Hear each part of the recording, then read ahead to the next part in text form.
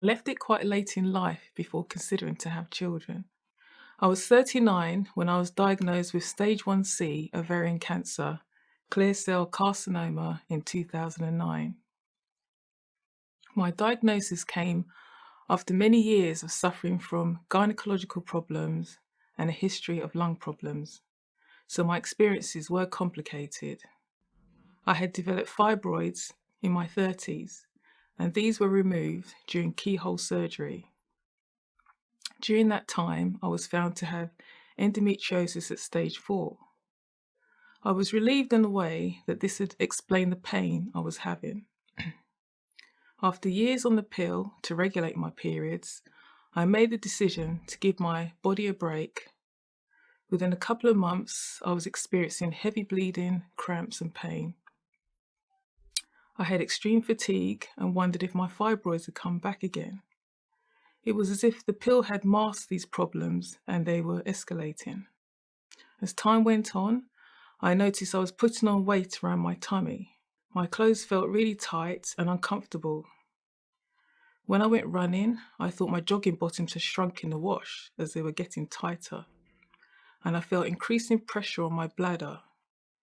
Soon I could only run for a few minutes before needing the loo, even though I had already gone before. I also had occasional bowel upset and suspected IBS. I was sent for an ultrasound scan and was told that they could not see my ovaries. I had repeated scans and was told the same thing. In the end, I went for a scan privately.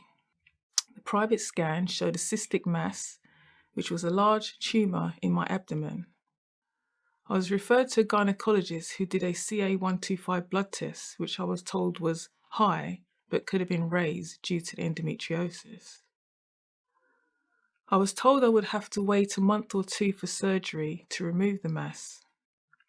At that time, I was doubled over with abdominal pain and was offered painkillers. I hoped I could hang on till then. I could feel something inside my abdomen catching on other organs as I moved. It got so bad that my mum took me to the GP and insisted that I be admitted to hospital because of the severe pain I was in. My mum insisted that she would not take me home in the state I was in. I did feel like I shouldn't be taking up the bed when someone else needed it more.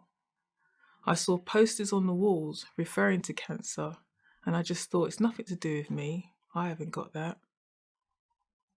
The next day, I was very sick. I couldn't eat and had severe back pain. I had been on a gynae ward and had to be transferred to a chest ward, where I was found to have pleural effusion, fluid around the lung, and had my chest drained. After about 2 weeks, I was sent home to recover. Before surgery in December 2009, I was told I would lose my right ovary, but they would try to save my left one. But because of the mass sticking to my other organs, they had to remove them both, including my appendix. Part of the tumour was stuck to my bowel, and a bowel surgeon had to be involved. I had to come to terms with the fact that it had to be done, and the choice to have children had gone. After surgery, I remember waiting a long time for the results. Eventually, the consultant came to my bedside and told me that cancer cells had been present. I had no family with me at the time when I was told. I was on my own. I didn't know what to think. I didn't know what to feel. I couldn't even say the word cancer. All I said was, "Will I lose my hair?"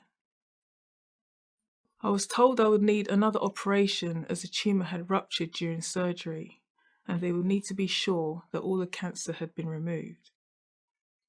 After the news, the consultant then phoned my mum while she was at work to tell her the news. She was devastated. They should have told us together. I was eventually sent home to enjoy Christmas before further surgery in January 2010.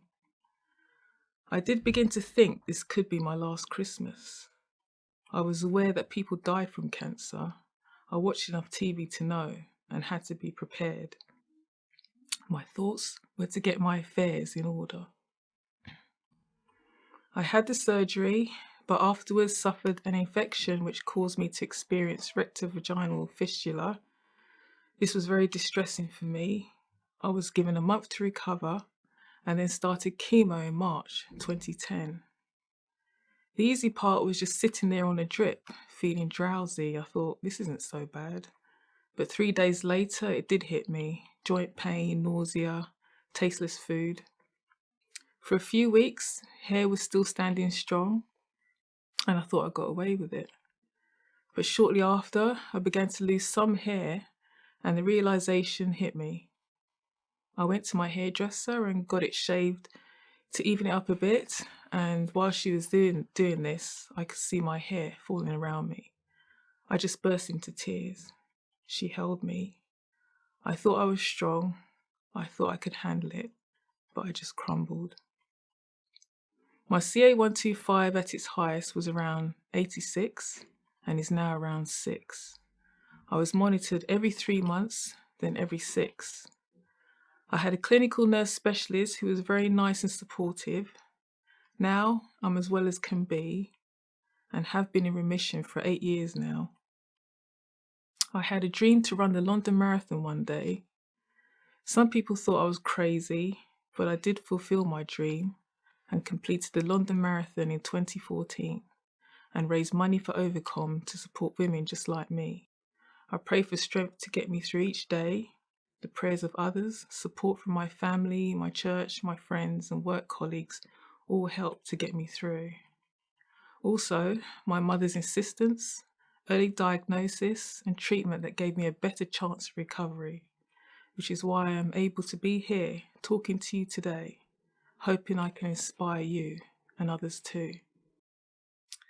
I advise anyone going through cancer to remain positive and hopeful. Embrace the good days, live life and enjoy every opportunity it brings.